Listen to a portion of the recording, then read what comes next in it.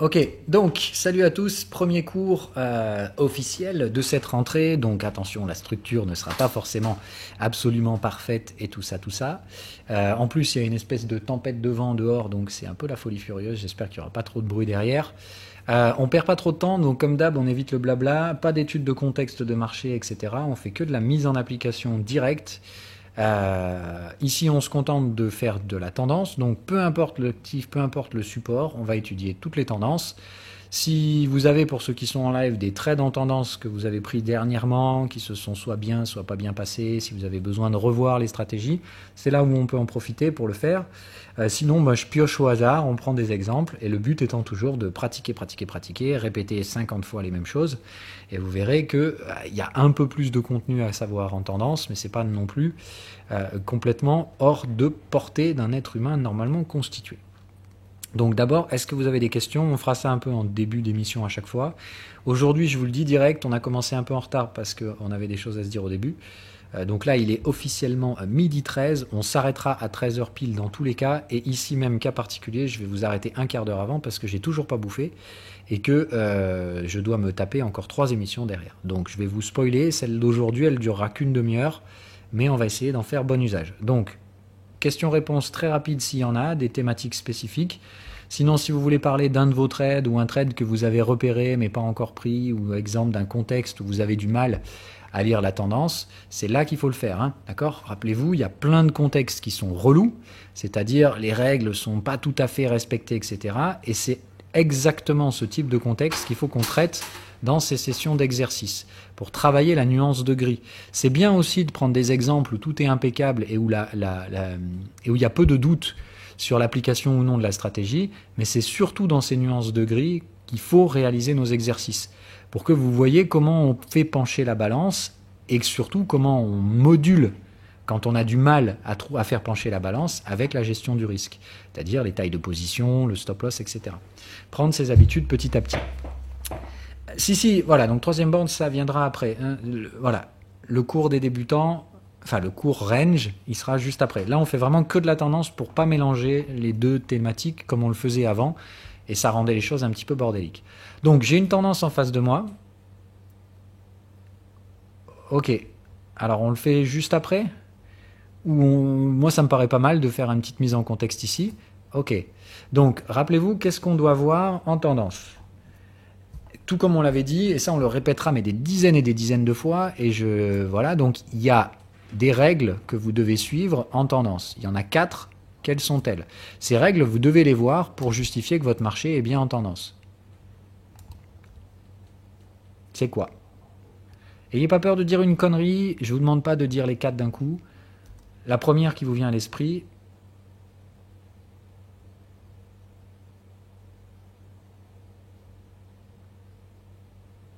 voilà, enfin, quand je mets l'UT supérieur n'est pas en range, ça c'est une règle pour le range. Dans la tendance, c'est juste qu'on va être obligé d'aller vérifier sur l'UT supérieur. Donc, voilà. UT plus 1, voire plus 2. Ok, donc, tac. Je ne sais plus où ça écrit. Voilà, c'est ça. Donc, première des règles, vérifier l'UT plus 1. C'est obligatoire, voire plus 2. Voilà. Pour être sûr de plusieurs choses. L'UT plus 1, c'est vérifier que s'il y a bien tendance, cette tendance a la place de s'exprimer, qu'elle n'est pas bloquée par un range d'UT supérieur. Mais surtout, et c'est ce que vous verrez le plus souvent, en allant sur l'UT plus 1, vous risquez de voir une tendance également. Et dans ce cas-là, obligation d'aller voir UT plus 2 pour commencer à dessiner le profil de votre marché en multi-time frame. D'accord? Et ça, c'est hyper important. Le cours, on ne l'a pas encore fait par rapport à ça en version Trading Lesson, mais je vous cale ça là dès le mois d'octobre, dès que j'aurai un peu plus de temps. C'est faire partie des priorités. De toute façon, on en a déjà parlé un peu dans ces émissions. Donc, si vous galérez sur le multi-time frame, c'est pas grave. Attendez le cours et puis de toute façon, on va le pratiquer de façon efficace, enfin de façon directe dans ces émissions toutes les semaines.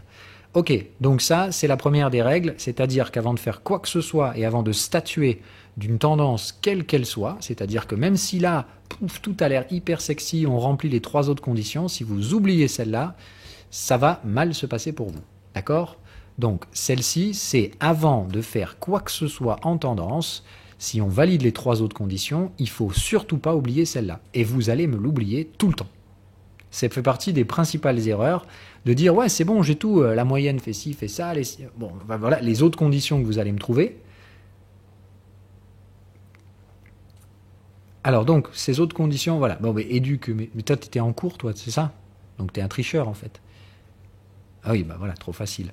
Donc pour les autres éduque a bien raison donc c'est exactement ça ok les 4 règles absolument nécessaires. Vous devez avoir des anomalies de cycle d'accord. Vous devez voir les cycles se comporter de manière... Alors ça dépend à quelle étape de maturité vous êtes, hein, d'accord? Mais à chaque... Merde.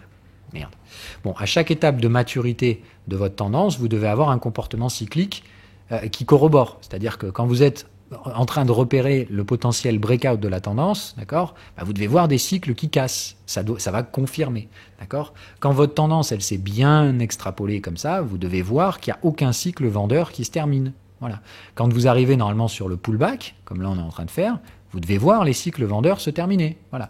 Donc il y a un comportement cyclique qui est représentatif de l'état de maturité. Donc quand on étudie une tendance, on ne peut pas ne pas étudier les cycles. Et je parle bien des cycles de tendance, hein, pas des cycles sur l'UT local.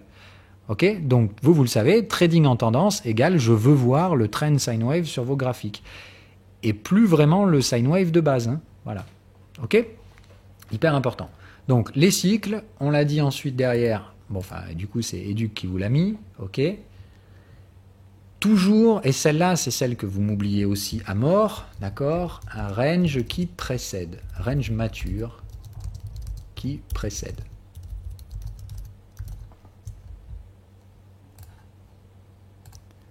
Ok, celle-là elle est pareil, hyper importante. En fait j'ai même envie de dire dans l'ordre en soi de ce que vous devez faire. Qu'est-ce que c'est que ça? Ah. Donc, dans l'ordre, si je vous les remettais dans l'ordre, c'est vraiment, normalement, en premier, on essaie d'identifier le range qui précède, d'accord? Derrière, on regarde celle-là, ok, la dernière condition, qui est les moyennes.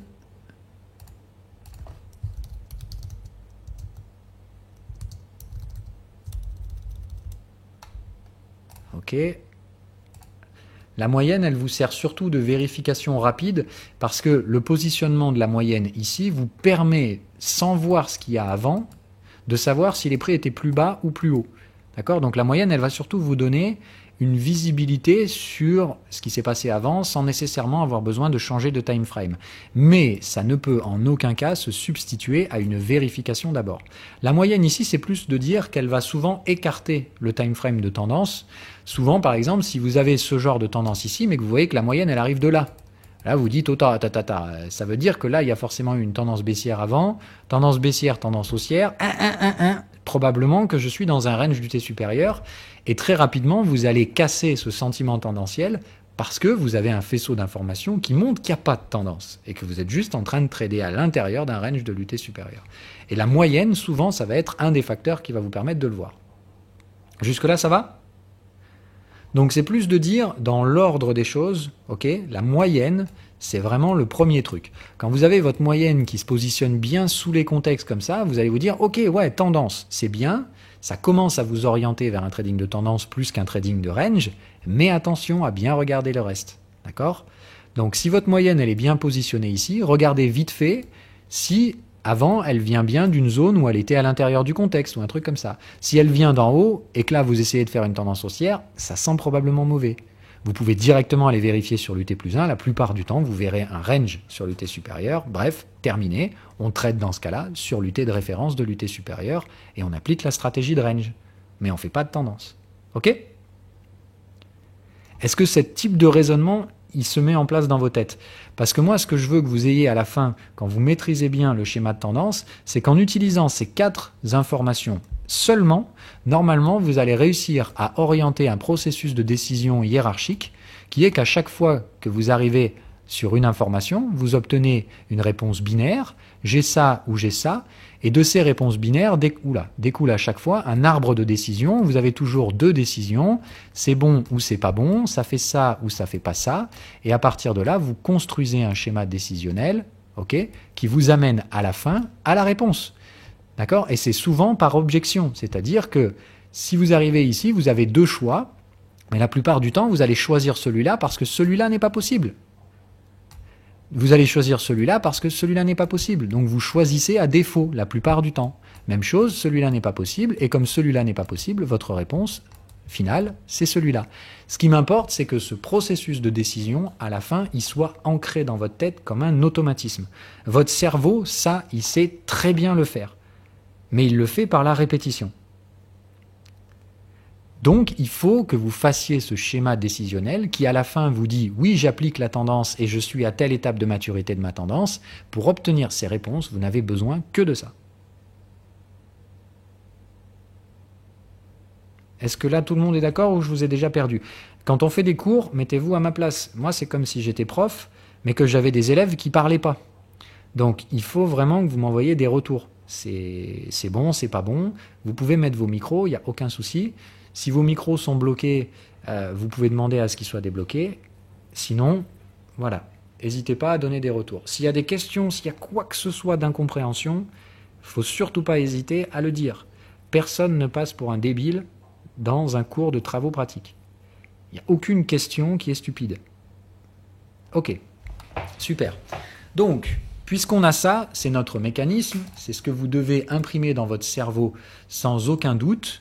Et comme je vous dis ici, le par cœur ne fonctionnera pas au début, c'est la répétition qui fait que petit à petit, c'est votre cerveau qui va prendre le relais. Et à terme, ça se fait de manière absolument mécanique. Moi, quand je regarde ce truc, je sais qu'il y a une tendance multi-time frame et je n'ai pas besoin d'aller plus loin. Parce que l'UT plus 1, je sais que je la vois ici. D'accord? Mon UT plus 1, je la vois avec mon contexte d'UT supérieur. Ok? Ma moyenne, je la vois ici et je vois que l'historique était plus bas. Donc, je n'ai pas besoin d'aller beaucoup plus loin. Ok? Et je vois bien qu'ici, on a réalisé un petit breakout. Donc, si on break des ranges par le haut et que le contexte ici est complètement resserré comme ça, je sais déjà que ce n'est pas sur ce time frame que la tendance est en train de s'exprimer. Donc là, je n'ai même pas besoin d'aller plus loin. Je sais déjà que ce truc-là, il faut monter sur les UT supérieurs. Mais je sais aussi qu'il faut que je note que mon time frame en 3 minutes, il est probablement en train de me faire un pullback. Comment je le sais? Parce que c'est la première fois qu'on finit un cycle vendeur et qu'on arrive à retracer 23%. Stop, j'ai pas besoin d'aller plus loin. Donc mon 3 minutes, il est en pullback. Et quoi qu'il arrive, le time frame de référence ici, ce sera de l'UT supérieur. Donc maintenant, j'arrête mon analyse et je vais sur l'UT supérieur. Et quoi qu'il arrive, j'ai déjà une information capitale qu'il ne faudra pas oublier. Ma tendance est une tendance multi-time frame.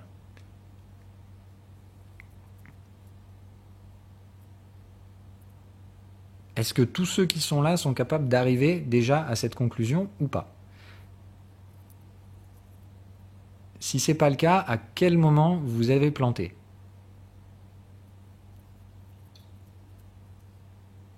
Je vous le remets dans l'ordre. Pour moi, c'était moyenne sous les contextes égale probable contexte de tendance. En plus, ça a duré bien longtemps. Je suis capable d'identifier le breakout. Je vois que la moyenne de prix, elle n'arrive pas d'en haut. Donc, c'est qu'il y a probablement une tendance. Ok. Bon, je pourrais identifier le range mature qui précède, mais je le vois déjà là. Hein. Donc, j'ai bien mon range. Ok. Je vois que j'ai pas de range sur l'UT supérieur, sinon j'aurais une moyenne qui viendrait ici. Donc, le fait que ce ne soit pas le cas me dit que c'est probablement bon pour annihiler l'option du range du T supérieur, mais quand je regarde le contexte du T supérieur, je vois tout de suite qu'il est en tendance également.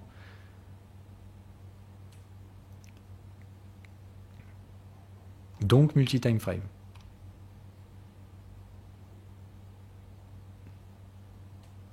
Et multi-time frame égale, je dois répéter cette analyse sur le time frame supérieur, et peut-être le time frame encore supérieur, et peut-être encore supérieur, jusqu'à ce que je trouve le time frame le plus large qui représente cette tendance. Ok? Et là, à ce moment-là, quand j'aurai trouvé le time frame le plus large qui représente ma tendance, je pourrai répondre à ma question, quel est le contexte de ce marché? Tendance multi-time frame qui s'étale de tel time frame à tel time frame, et les différentes maturités intermédiaires en sont là, là, là, là, là et là. Ça marche? Plus on a de time frame en parallèle, plus c'est complexe et surtout plus la marge d'erreur est énorme. Mais le processus qui vous permet de répondre à la question, c'est toujours le même. Donc c'est le même schéma qu'on répète, qu'on répète, qu'on répète, qu'on répète, et dans sa tête, on n'oublie pas, punaise c'est chiant que ça fasse ça, on n'oublie pas de tracer son tableau, d'accord? Le tableau qui me dit 3 minutes, j'en suis là, je vais monter ensuite sur le 15 minutes, je vais faire la même analyse, et si le 15 minutes me dit qu'il faut aller en horaire, je vais en horaire, mais à chaque fois, je note là où j'en suis sur chacune de ces UT.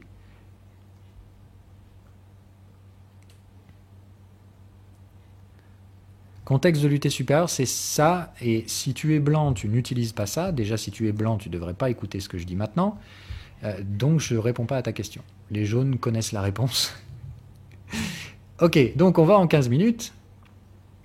Du coup, ça nous permet de voir ce qu'on voyait tout à l'heure, de confirmer si on avait le bon schéma ou non.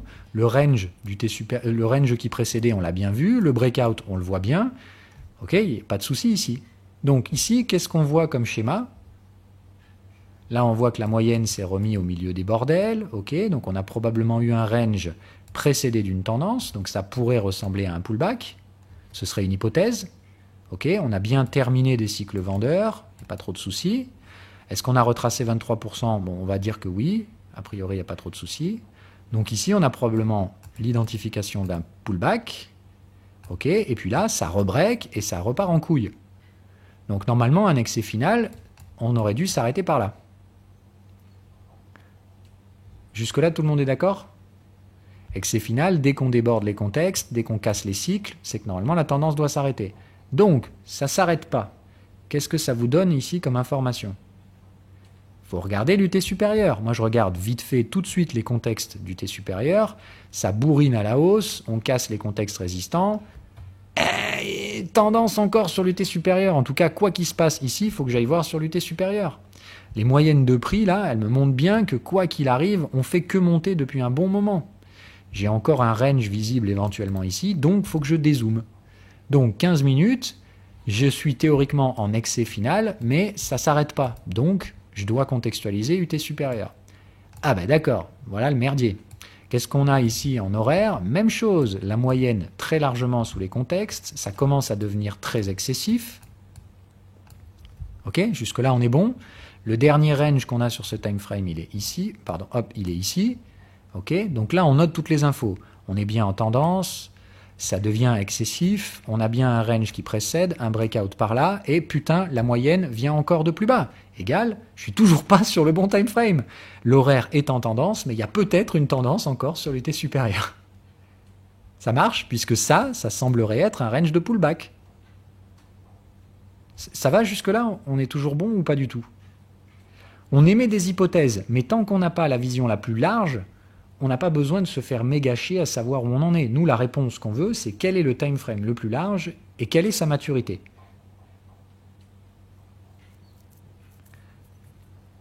Comment tu identifies qu'on a dépassé les... Ah oui, voilà, c'est pas ratio 1 pour 1, mais les conditions de l'excès final, voilà, c'est que tu dois sortir du range de pullback par le haut, et normalement, le marché s'épuise dès qu'on déborde les contextes et qu'on casse des cycles. Donc, je te remets le 15 minutes. D'accord? Ici, tu casses des cycles, tu débordes le contexte, et au-dessus des contextes d'UT supérieur, tu as des signaux de fin de tendance. Là, normalement, la tendance, elle s'arrête là. Voilà. Qui plus est, 165, c'était une target pour moi sur Solana. Donc, j'aime autant te dire que si on avait bien des vendeurs, ils se seraient positionnés ici. Donc là, il n'y a pas de vendeurs. Donc, ça veut dire que c'est pas sur ce time frame que les mecs sont en train de trader. Donc, on va en horaire. En horaire, on a la réponse. Pourquoi les mecs, ils tradent pas ici? Parce que c'est excessif, sa mère la pute. Regarde où on est là. On est en train d'éclater les contextes vendeurs. Donc là, on cherche des vendeurs et on les trouve pas pour l'instant. C'est peut-être parce qu'il se passe un truc sur l'UT supérieur. D'accord? Donc là, en gros, ce qu'on a vu, 3 minutes, on était en pullback. 15 minutes, on a un excès final qui ne veut pas s'arrêter. En horaire, on est en excès. Mais on est en excès final aussi, hein, ça c'est un pullback. Donc la même chose, on est en structure complètement excessive en horaire, donc on va en 4 heures pour essayer d'avoir la réponse. 4 heures, ah, là c'est intéressant.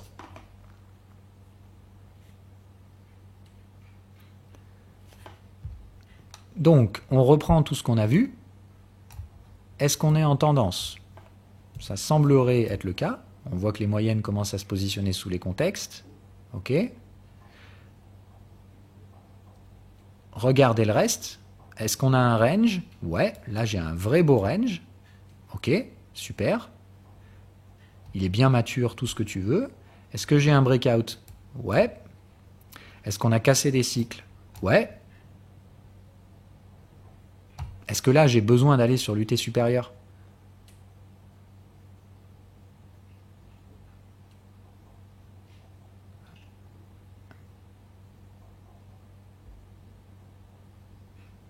Attention, c'est une question piège. Est-ce que j'ai besoin d'aller sur l'UT supérieur?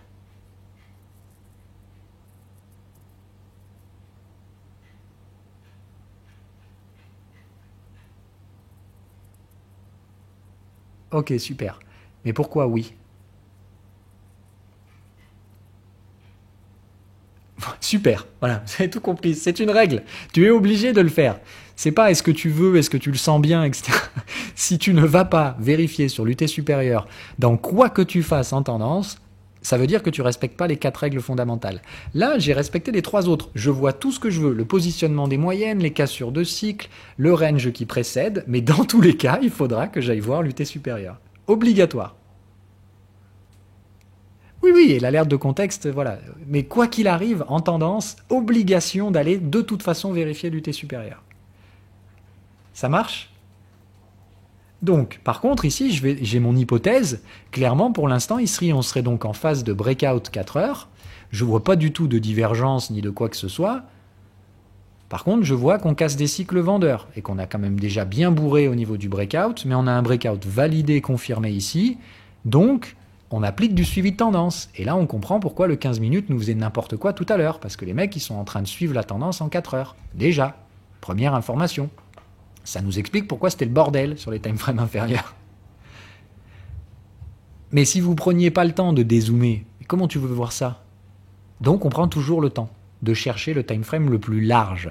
Et là, dans tous les cas, on a la réponse 4 heures, on est en phase de breakout, donc on applique le suivi de tendance, mais ça ne veut pas dire qu'on n'est pas non plus en breakout en daily, ce qu'on va aller vérifier après. On y va de toute façon en daily. Mais là, on a un contexte bien visible, on va aller en daily pour vérifier qu'il n'y a pas de contre-indication et voir si on n'est pas en train de breaker en daily aussi. Mais pour l'instant, on a déjà la réponse. On a un vrai beau range, des breakouts. Là, on voit que les cycles sont bien cassés. Et pour l'instant, ici, il n'y a pas d'anomalie. On est en phase de breakout, donc on clôture au-dessus des contextes. Il n'y a pas de souci. On arrache tout le bordel. Tout va bien. Là, on est bien sur un time frame où on peut étudier la maturité de notre tendance sans aucune anomalie. Tout semble bien.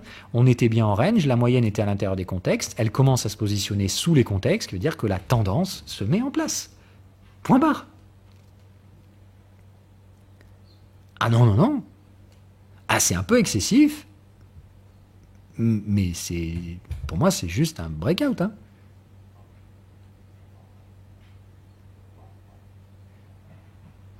C'est juste que c'est bien bourrin comme breakout, mais une bulle, ce serait de répéter ça plusieurs fois. Non, non, moi je te le dis direct, hein, Solana, il va se taper un bon gros range sur la zone, là, voire même retracer un peu, et il va nous faire un pullback bientôt. Mais oui, c'est un peu excessif à court terme, mais est-ce que tu peux vendre en disant je sais qu'on va faire un range, etc. Non, là j'ai des signaux qui m'invitent à penser que oui, on va probablement commencer à freiner, mais qu'est-ce qui te dit qu'on va pas faire une divergence? C'est-à-dire qu'on ne peut pas faire un petit range ici, puis venir juste pousser là.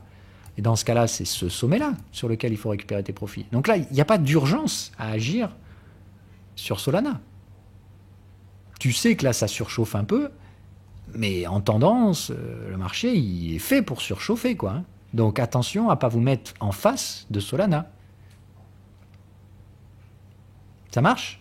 Pour l'instant, breakout 4 heures égale, on peut éventuellement regarder les suivis de tendance en 15 minutes. Je vous le donne en 1000. Il y en a déjà eu un ici et un là. Ça veut dire 2 suivis de tendance égale probablement l'étape suivante, c'est la divergence. Donc oui, maintenant, on se calme un petit peu sur Solana. Mais est-ce que c'est bear? Est-ce qu'il y a un risque baissier? Non, le seul risque qu'on a, c'est de faire un pullback. Donc, la seule chose qu'on attend ici, c'est de regarder si le marché retrace 23%, nous constitue un range mature, d'unité inférieure, etc. Voilà, là, on est patient. Ça vous va? Vous connaissez les règles du pullback? Est-ce que là, le pullback, il va se produire dans l'immédiat? Bah non, regardez où il est le 50% de contexte. Il est à la ramasse. Donc là, vous savez qu'on est tranquille pour l'instant. Les contextes 4 heures se mettent à jour toutes les semaines. Donc, est-ce que c'est cette semaine que Solana va se ratatiner et nous offrir un trade en pullback? Non, au mieux ce sera la semaine prochaine, voire la semaine d'après. Donc, est-ce qu'il y a une urgence à appuyer sur les boutons de Solana? Non. Et on est en tendance haussière. Donc en tendance haussière, on ne cherche pas les sommets, les gars. En tendance haussière, on gère son risque sur les 3e bornes de range. Donc Solana, putain, mais qu'est-ce que vous vous prenez la tronche? On se laisse porter, les gars. Quand on aura un sommet, on pourra se repositionner sur les 3e bornes de range pour faire les gestions du risque, etc. Donc, il n'y a pas d'urgence. Il y a toujours une probabilité infime que ça se crache complet, etc. Mais est-ce qu'on doit prendre ce genre de considération en compte? Non, c'est trop peu probable. Ça arrivera inévitablement dans votre carrière de trading de vous faire péter une tendance par un retournement brutal. Mais là, ici, statistiquement parlant, votre tendance, elle est là, elle est forte. Qu'est-ce que vous seriez en train de parier sur le renversement? Moi, je ne comprends pas. Voilà. Donc attention, qui dit renversement dit contre-tendance, qui dit contre-tendance dit niveau orange, et pour la plupart ici, vous ne l'avez pas, ce niveau.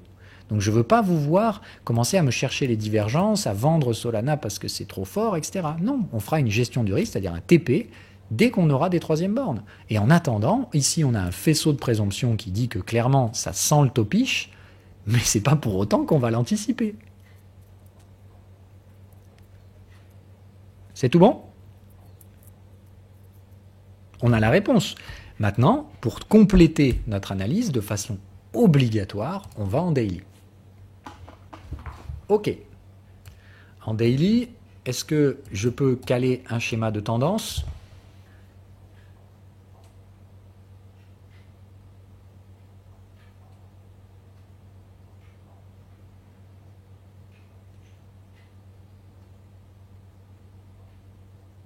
Non, non, non, non, non. En daily, on s'arrête en daily. Voilà. Est-ce qu'il y a suffisamment d'informations pour trader en tendance en daily? Non. Ça, on commence à avoir un faisceau d'histoire, mais voilà, il n'y a pas de valeur moyenne parce qu'il n'y a pas assez d'historique. On voit bien qu'ici, il y a quand même un range avec une potentielle 3e borne de range, mais c'est quand même un peu rapide. Bref, notre tendance, elle a l'air d'être entre 4 heures et daily, mais en daily, on n'a pas assez d'informations pour vraiment en statuer. Le breakout qu'on a ici est annoncé comme étant très volatile, donc on ne va pas prendre le risque de considérer qu'on est en tendance daily. Mais il y a quand même un beau breakout qui pourrait être sur des UT daily. Jusque-là, on est tous d'accord? Moi, en daily, ce que je noterai surtout, alors je vous mets en log pour le... Voilà, mais voilà. Moi, en daily, je me dirais surtout, ok, j'ai un breakout ici, un breakout là, attention, 2 breakouts, voilà. Donc oui, Solana, je vais suivre la tendance 4 heures tant qu'il y a du mouvement à faire en 4 heures, et on est pour l'instant seulement en phase de breakout, donc c'est clairement pas maintenant que je vais récupérer tous mes profits Solana, etc. Mais par contre, je vois bien qu'en daily, j'ai des anomalies. J'ai 2 breakouts. Ça me laisserait penser à quoi? Hypothèse. Là, ça veut dire, de toute façon, j'ai pas assez d'infos pour confirmer quoi que ce soit. Mais hypothèse. Ah non. Non, non. 2 breakouts, c'est pas possible. 2 breakouts, il n'y a qu'une seule option et ça doit réveiller qu'une seule chose pour vous. Soit c'est un range sur l'UT supérieur, donc un range mensuel. Ça veut dire que ce truc, une fois qu'il aura breaké 2 fois au nord, il va breaker 2 fois au sud. Ça paraît assez peu probable. D'accord? Soit effectivement, vague 5 étendue. Non, mais je vous demande d'émettre une hypothèse, de dire, moi j'aimerais que les oranges, vous soyez capable de voir ça, pas les jaunes. D'accord? Mais que les oranges, vous voyez que sur le daily, on n'a pas assez d'informations pour dire que la tendance, elle est sur ce time frame. Mais si jamais un coup ici, on termine la tendance et qu'on revenait chercher un overlap ici, putain, évidemment qu'on charge comme des benets. Ça marche? Ça veut dire que si jamais on devait avoir une fin prématurée de cette tendance et éventuellement, hypothétiquement, un retour sur l'overlap, faut charger les portefeuilles en Solana. Mais ça ne se produira pas. Mais c'est un faisceau d'informations que j'aimerais que les oranges voient, s'il y a des oranges ici. Les jaunes, c'est probablement un peu too much. Mais je vous dis, c'est la capacité, entre guillemets, à maîtriser tellement vos règles que vous êtes capable d'anticiper la probabilité des prochains coups. Voilà, si tu l'as vu, c'est que tu es orange. C'est clairement ça. C'est-à-dire que tout ce qui est de niveau jaune, tu le maîtrises tellement que tu es capable de l'anticiper et de construire tes prochains moves comme un joueur d'échecs qui prévoit 4 coups en avance. Maintenant, si vous êtes jaune, il ne faut pas être capable de prévoir 3-4 coups en avance. Il faut juste déjà être capable de faire le travail à l'instant T correctement. C'est ça que je vous demande en tant que jaune. Mais là, aujourd'hui, on fait un cours jaune-orange, donc je fais un peu de contenu pour les oranges. Ok. Bon, donc c'est le seul truc qu'on doit noter en daily. En daily, on note l'anomalie, qu'on a bien un petit range qui précède ici, un premier breakout, un autre range qui se met en place là, et un deuxième breakout. Donc, quid de... est-ce que si on a un repli, on achète? Voilà, c'est plus de dire, hypothétiquement, s'il devait y avoir une fin prématurée de la tendance, quoi qu'il arrive, si jamais ça retrace ici, on n'hésite pas à acheter, point barre. C'est tout ce qu'on peut dire sur ce marché. Ok? Voilà, voilà. Et sinon, on applique notre suivi de tendance en 4 heures. Seulement, comme il y a déjà eu 2 opportunités de suivi de tendance, on ne fait plus de suivi de tendance, on attend le pullback. Et qu'est-ce qu'on fait sur le pullback? On le rachète et on vise un excès final. Et quand on arrive en excès final, qu'est-ce qu'on fait?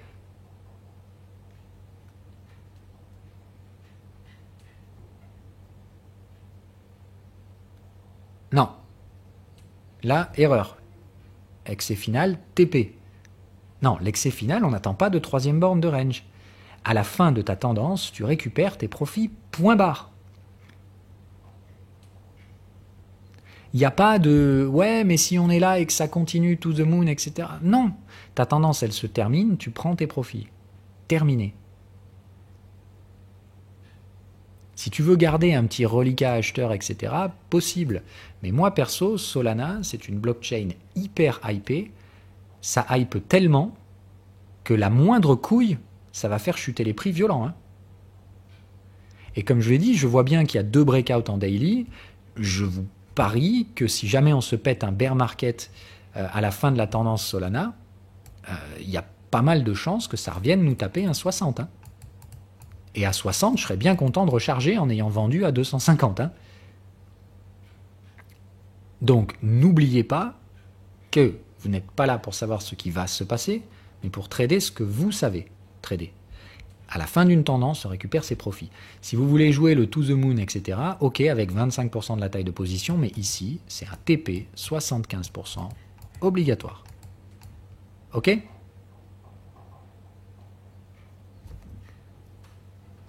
Exactement. Et ce que tu gardes, soit derrière, tu appliques une stratégie de bulle, c'est-à-dire tu fais la stratégie de la trendline, etc., soit tu le gardes consciemment pour d'autres raisons, mais qui sont dans ce cas-là des raisons de gestion. Mais dans tous les cas, si vous avez fait la tendance sur Solana, putain, j'espère que vous captez que dès qu'on va finir ce schéma de tendance 4 heures, faudra se barrer. Hein. Pas parce que ça va forcément s'inverser, mais parce que les risques vont commencer à devenir baissiers. Mais juste par la mécanique des fluides. On aura pris un max de blé sur cette blockchain, et il est logique qu'on récupère le blé au bout d'un moment. Quand le risque augmente, il vaut mieux capitaliser sur les profits. C'est tout. Après, vous faites comme vous voulez. Soit vous prenez des ventes à découvert si vous voulez absolument garder la propriété de vos Solana, etc. Il y a plein d'options. Mais ici, il faut réduire votre exposition acheteuse à Solana. Ce sera obligé. Mais attention, pour l'instant, il faut déjà attendre un pullback, etc. On n'a même pas de divergence. On a juste un faisceau de présomption qui montre que ça surchauffe un peu là et que ça risque de ralentir, voire de retracer pour chercher un pullback. Donc, nous, on s'adapte, on attend. Si vous avez pris les suivis de tendance sur Solana, vous avez plutôt intérêt à récupérer les profits en ce moment. Et puis, on attend. Voilà. On attend qu'un range mature se forme sur l'UT inférieur, qu'il retrace au moins 23%, qu'il essaye de clôturer sous les 50% de contexte. Et puis voilà. On sait qu'il n'y a pas d'urgence à appuyer sur le bouton, comme on l'a vu. Ça se met à jour toutes les semaines, le 50% de contexte. Et à mon avis, on n'est pas prêt d'y arriver avant peut-être la fin du mois d'octobre. Donc, il y aura probablement une consolidation sur les cryptos, oui, mais elle sera probablement maîtrisée, dans le sens où elle ne sera pas hyper profonde, puisque vous avez bien compris, Solana, dès que ça va retracer 23%, ça va être repayé. Donc, t'attends pas à ce que la blockchain Solana elle se prenne une méga douille. Donc on attend d'avoir les conditions de notre pullback pour trader le pullback. Terminé. Et voilà. Parmi ces conditions, il faut qu'on termine un cycle vendeur, etc. Tout ça, c'est l'application de vos règles, ni plus ni moins. Et ça vous permettra normalement de naviguer 80 à 90% des tendances sans jamais le faire au feeling, mais juste en suivant des putains de règles. Il y a toujours 10% de marchés qui respecteront pas ces règles et qui vous pèteront les dents. C'est pas grave. C'est le chaos. Et ça, on ne peut pas le maîtriser. Mais déjà, une stratégie qui arrive à vous cadrer 90% des tendances, qui arrive à vous cadrer les ranges correctement, putain, je te mets au défi d'en trouver. Il y en a, hein, mais il n'y en a pas beaucoup.